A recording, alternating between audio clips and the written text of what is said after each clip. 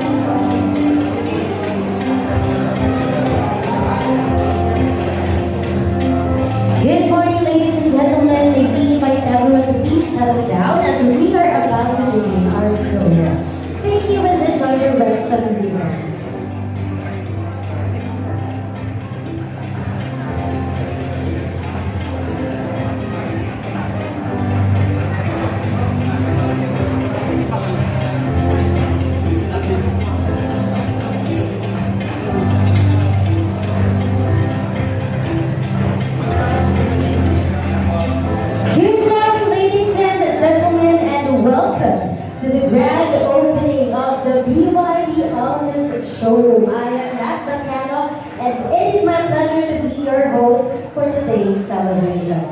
Thank you for joining us as we mark this significant milestone in our journey to deliver innovative, sustainable, and environmentally friendly mobility solutions to the residents of Otis and the city of Manila. Today, we are deeply honored by the presence of the Honorable Mayor Francisco Isko Moreno Domagoso of the city of Manila. Thank you, sir. Your presence makes this occasion even more meaningful, and we sincerely thank you for celebrating with us. We are also privileged to welcome our distinguished guests from BYD Philippines, led by Ms. Loveline Labrador, Deputy General Manager for Corporate Services, together with the rest of the BYD Philippines team. Joining us as well are our valued partners from AC Mobility and BYD Cars Philippines, headed by Mr. Bob Balanca, Managing Director, along with the rest of the AC Mobility team. And of course, this milestone would not have been possible without the vision, dedication, and leadership of the people behind Evo Mile Innovations Corporation. Please join me in welcoming Mr. Juanito Tionson, our chairman, Mrs. Dorothy Tionson, Chief Financial Officer, Mr. Paul Tionson, President, Mr. Mark Tionson, Executive Vice President, Ms. Helen Teng, Director, Ms. Anna Marisa Ang, Director, Mr. Ken Hontan, Director, Ms. Annie Pili Tamayo, Vice President for Sales and Marketing, Ms. Alisa Marila, General Manager for Customer Experience and Dealer Development. Ladies and gentlemen, let us all give them a round of applause. And at this time, let us begin our program with a prayer and a blessing for our showroom, to be officiated by Father Jomar Burgos.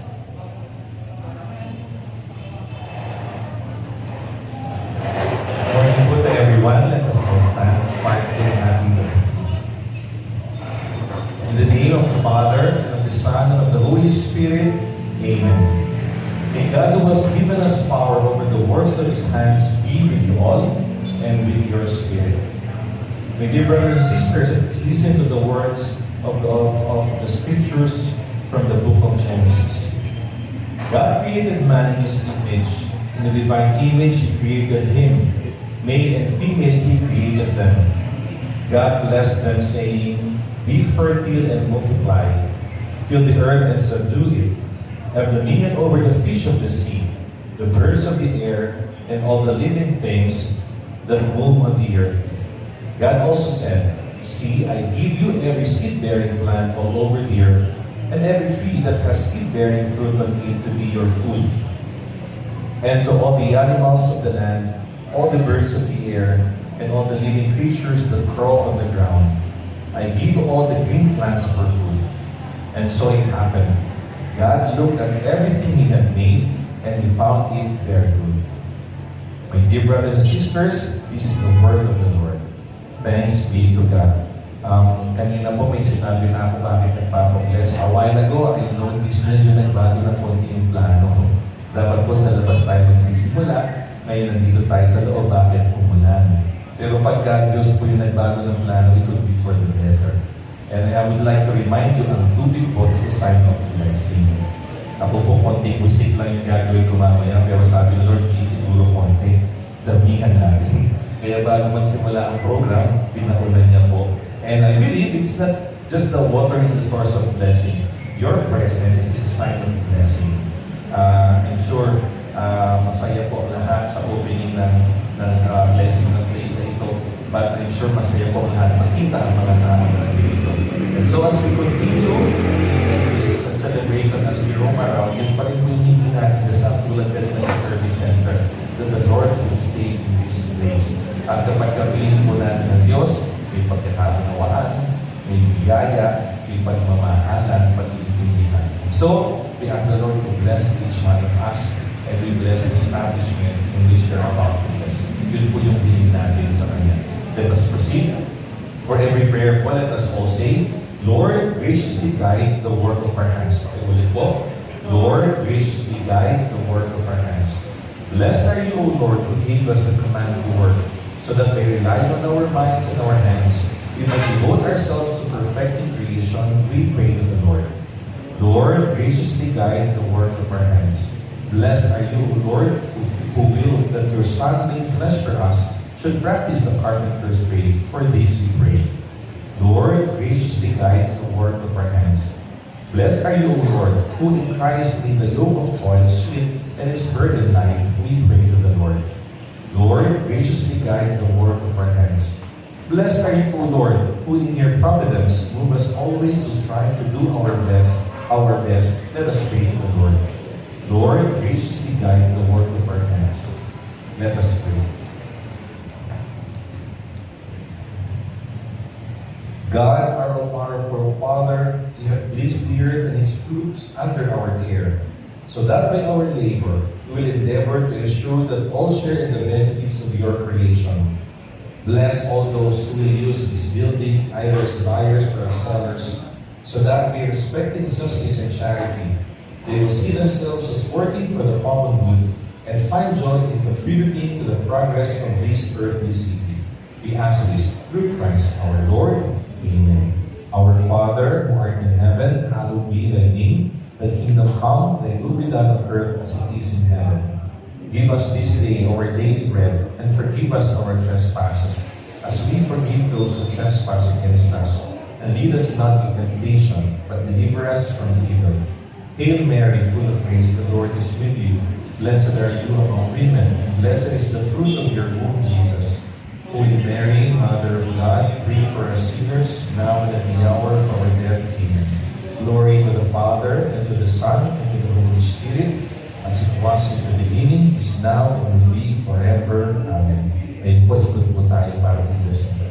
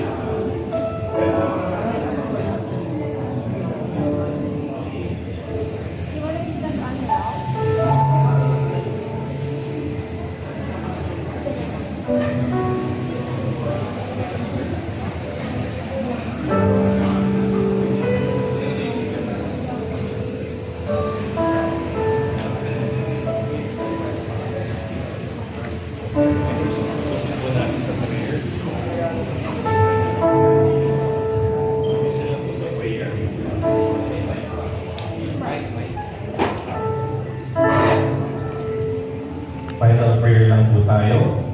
May God, the Father of goodness, who commanded us to and help one another as brothers and sisters, bless this new building with His presence, and look kindly on all who enter here. Amen. The Lord be with you, and with your spirit. And may Almighty God bless all of you and your family. In the name of the Father, and of the Son, and of the Holy Spirit. Amen. Good morning and congratulations po.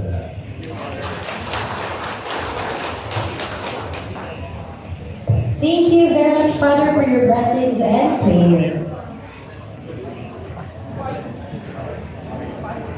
Alright, so we now proceed to one of the highlights of today's celebration. Of course, the ceremonial ribbon cutting, symbolizing the official opening of the BYD Autos showroom. May I invite the family distinguished guests to please proceed to the ceremonial ribbon. Honorable Mayor Francisco Escobareno Magoso, Ms. Gabriela Belor, Mr. Bago Laca, Mr. Juanito Clarkson, Mrs. Dorothy Clarkson, Mr. Paul Clarkson, Mr. Mark Clarkson, and Ms. Annie P.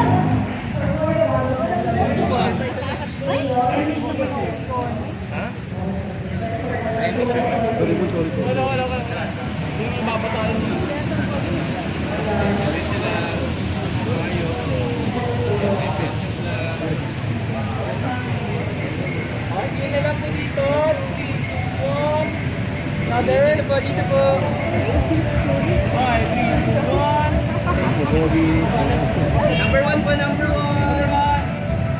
Number 1. God first.